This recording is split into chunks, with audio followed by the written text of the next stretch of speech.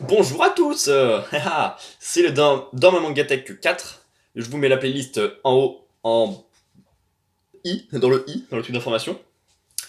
Voilà. Il n'y a pas eu vidéo la semaine dernière en duo avec Tarsuet et la Myrtille, on n'était pas motivé à la faire. La semaine prochaine, je sais pas s'il y en aura une. Et actuellement, il n'y a pas non plus de let's play, car je sais pas, j'ai pas de jeu qui me donne envie.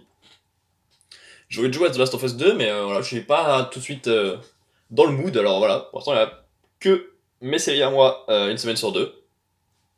Et on prend ça comme ça, hein? Allez, générique.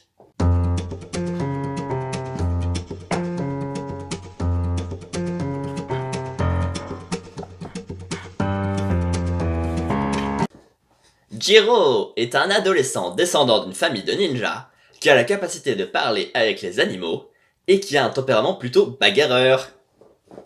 Un jour, il rencontre un chat blessé et décide de lui porter secours. Il se trouve que le félin n'est pas qu'un simple chat, mais un puissant Mononoke.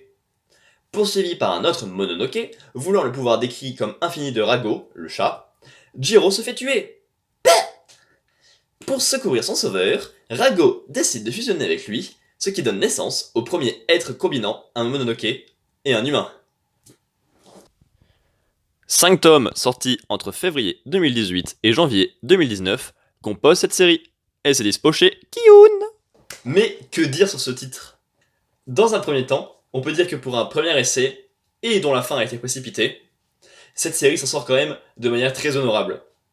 Parce que franchement, pour un premier essai dans le Jump, si je ne m'abuse, et pour 5 tomes alors qu'il y avait beaucoup de choses de prévues en plus, franchement, il s'en sort bien, hein. Tsuyoshi Takaki nous sert une belle relecture moderne du ninja, avec des personnages attachants, une belle dissension entre espèces, un antagoniste réussi, mais qui est obligé de laisser de bien belles intrigues en plan. Pas l'antagoniste évidemment, mais Tsuyoshi Takaki, hein, parce que l'antagoniste n'a pas d'intrigue à mettre dans l'histoire. Enfin, vous avez compris. Ah. Les personnages principaux fonctionnent parfaitement, même si finalement seuls Jiro et Rago sont vraiment développés, puisque la trame des autres aurait dû se conclure dans un deuxième arc plein de potentiel teasé dans des légers résumés en fin de série. Parce que oui, Takagi avait l'idée d'éléments pour un arc suivant, qui aurait expliqué pas mal de choses sur les deux alliés dans la... Enfin, sur tous les membres de... Comment ça s'appelle? Tous les membres de l'unité, Black Torch, de Liman. Et voilà. Et du coup, ça fait plaisir déjà qu'on ait quelques bribes. Parce que quitte à rien avoir, autant en avoir. Waouh, c'est tellement profond ce que je viens de dire. Mais cela n'empêche pas de s'attacher à eux et d'adorer voir l'équipe se reformer suite aux épreuves qu'elle traverse. Eh oui, le fameux coup des problèmes de communication ou des idées différentes qui cassent le groupe, puis qui le reforment encore plus fort. Ça fait toujours plaisir. De plus, les propos racontés par les deux antagonistes principaux de la série permettent une réelle réflexion et d'offrir une belle conclusion malgré tous les éléments qui ne trouvent pas de conclusion.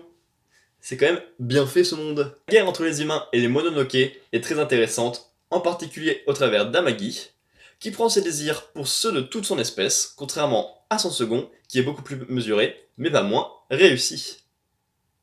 En somme, nous avons droit à une belle petite aventure pas prise de tête, comportant les justes doses d'humour, d'action, de stratégie et de relations humaines, pour la rendre passionnante.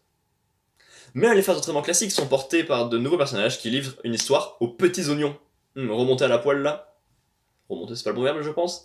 Fin cuisinier. Mais il y a un problème, qui est ce deuxième arc qui aurait dû continuer de nombreux fils d'intrigue, mis en place, puis oublié pour laisser de la place à Maggie, mais qui a été évincé.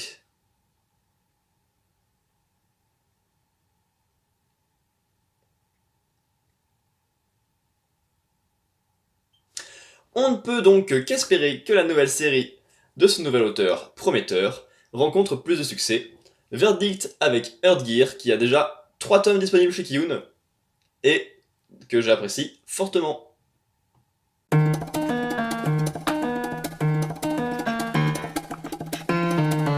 J'espère que cette vidéo vous aura plu. Donnez-moi votre avis sur cette série si vous l'avez lu. Allez voir les autres dans Mangatech. Laissez un petit pouce bleu, ça fait plaisir. Et à dans 2 semaines pour un autre dans Mangatech, je crois, vu l'emploi du temps. Allez, ciao!